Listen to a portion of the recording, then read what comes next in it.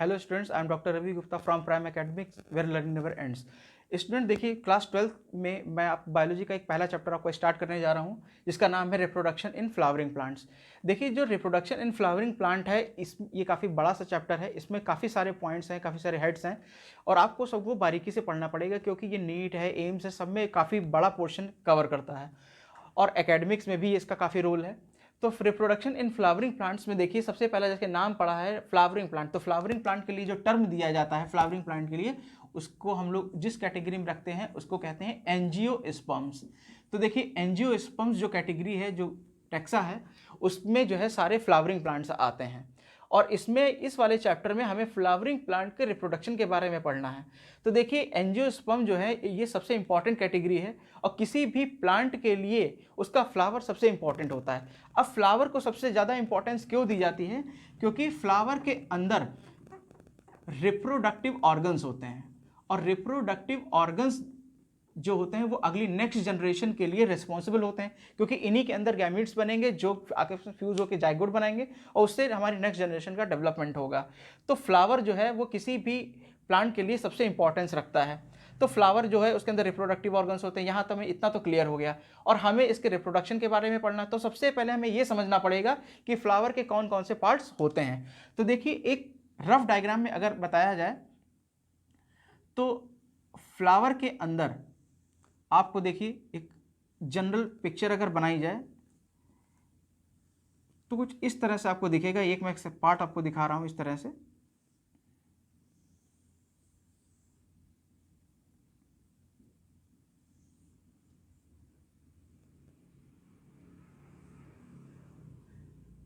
देखिए, यहां पर आपको देखेंगे तो फ्लावर जो होता है, अगर मैं आपको बताऊं तो किसी भी फ्लावर में 4 वर्ल्स होते हैं। देखिए कौन कौन से। सबसे पहले होता है कैलिक्स, होता है कोरोला, फिर होता है एंड्रोशियम, और फिर होता है गाइनोशियम। देखिए, अभी आगे बढ़ते हैं। देखिए, जो कैलिक्स और जो कोरोला होता है, ठीक है, इनको हम लोग बोलते हैं कि ये दोनों हमारे हैं एसेसरी वर्ल्स। एसेसरी वर्ल्स, या इनको बोलते हैं non essential whorls. Non essential whorls, क्योंकि नॉन एसेंशियल का मतलब है ऐसा नहीं कि इनकी इंपॉर्टेंस नहीं है, इनकी इंपॉर्टेंस है, इनका अपना रोल है।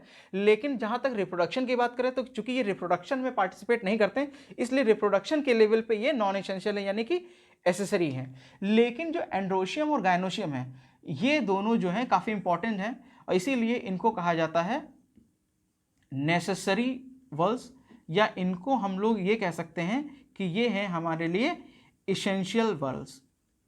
तो यहाँ पर स्टूडेंट्स दो बातें क्लियर हो रही हैं कि किसी भी फ्लावर में 4 पार्ट होते हैं, कैलिक्स, कोरोला, एंड्रोशियम, गायनोशियम, जिसमें से कैलिक्स, कोरोला को हम लोग कैटेगराइज करते हैं एसेसरी वर्ल्स में, और एंड्रोशियम और गायनोशियम को नेसेसरी वर्ल्स के अंडर में हम लोग रखते हैं। अब देखिए, जो एंड्रोशियम होता है ये मेल पार्ट होता है, मेल पार्ट है, यानी मेल सेक्स ऑर्गन है।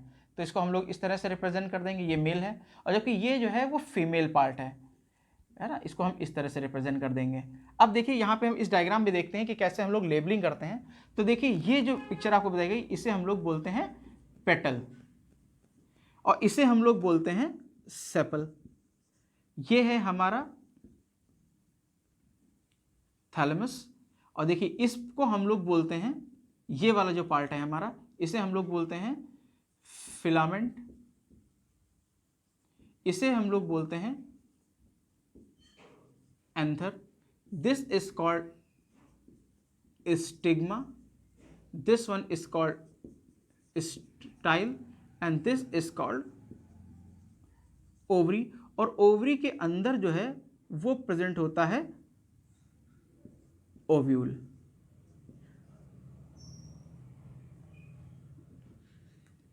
ये ओव्यूल प्रेजेंट होता है। तो ये हैं फ्लावर के पार्ट्स, जिनको हमने इस तरह से लेबल कर रखा है।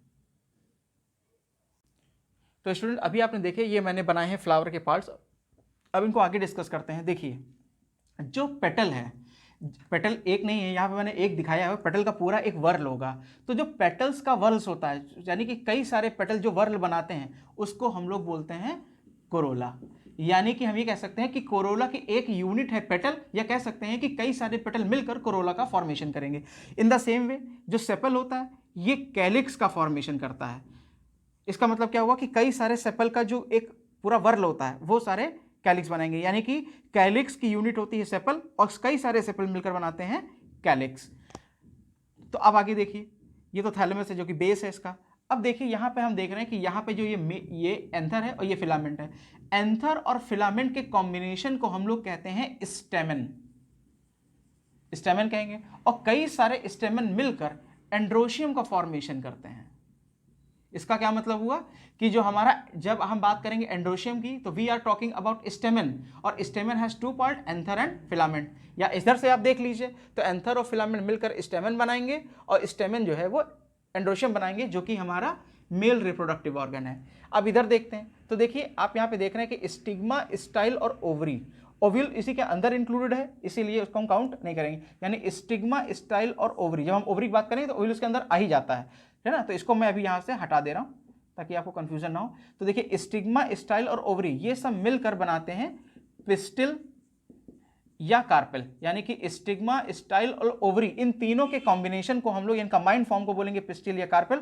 और पिस्टिल और कार्पेल ही जब कई सारे गैदर हो जाते हैं तो ये बनाते हैं गाइनोईशियम, यानी कि फीमेल रिप्रोडक्टिव पार्ट। तो आप देख सकते हैं कि जो एंड्रोशियम है उसकी यूनिट स्टेमन है, और जो गाइनोशियम है उसकी यूनिट पिस्टिल है। पिस्टिल के 3 पार्ट है, स्टिग्मा, स्टाइल, ओवरी। और जो एंड्रोशियम है यानी कि उसकी यूनिट है स्टेमन, और स्टेमन की 2 पार्ट हैं, एंथर और फिलामेंट। तो इस तरह से ये सारे जो है फ्लावर के सारे पार्ट्स होते हैं जिनमें आप स्टडी कर सकते हैं। आप 2 फैमिलीज को एक यहीं पे नोट में बता रहा हूँ, 2 बातों का ध्यान रखेंगे कि जो ग्रैमिनी होती है, ग्रैमिनी फैमिली और लिलिएसी फैमिली, ये 2 प्लांट की जो फैमिली है, इनमें आपको मैं बता दूं कि इनमें जो पेटल और सेपल आपस में फ्यूज हो जाते हैं। ये फ्यूज हो जाते हैं, यानी कि आप इनको डिस्टिंग्विश नहीं कर सकते कि कौन सा पेटल है कौन सा सेपल है। तो जब ये फ्यूज हो जाते हैं तो ये जो यूनिट बनाएंगे दैट इज कॉल्ड टेपल। यानी कि हम ये कह सकते हैं कि जब पेटल और सेपल आपस में डिस्टिंग्विशेबल ना हो, यानी कि वो आपस में फ्यूज हो चुके हो और एक स्ट्रक्चर बनाए, तो उसको हम लोग बोलते हैं टेपल। और कई सारे टेपल मिलकर, जैसे कई सारे सेपल मिलकर कैलिक्स बनाते हैं, कई सारे पेटल मिलकर कोरोला बनाते हैं, कई सारे स्टेम मिलकर एंड्रोशियम बनाते हैं। इन द सेम वे कई सारे टेपल मिलकर जो स्ट्रक्चर बनाते हैं उसको हम लोग पेरियंथ कहते हैं। तो इसका मतलब है कि पेरियंथ और टेपल एक कैरेक्टरिस्टिक फीचर है किसका, ग्रैमिनी और लिलिएसी फैमिली का। बाकी ये सारे प्लांट्स के जो है फ्लावर के पार्ट्स हैं। अब देखिए यहाँ पे एक बात का ध्यान रखना है कि ये जरूरी नहीं है कि ये चारों पार्ट एक ही फ्लावर में हो। कभी हो सकता है कुछ फ्लावर ऐसे होते हैं जिनको हम लोग कंप्लीट फ्लावर कहते हैं, उनमें ये सारे पार्ट्स होंगे, और कुछ प्लांट ऐसे होते हैं जिनके फ्लावर में कोई ना कोई पार्ट मिसिंग होता है, तो उनको हम लोग इनकम्प्लीट फ्लावर भी कहते हैं।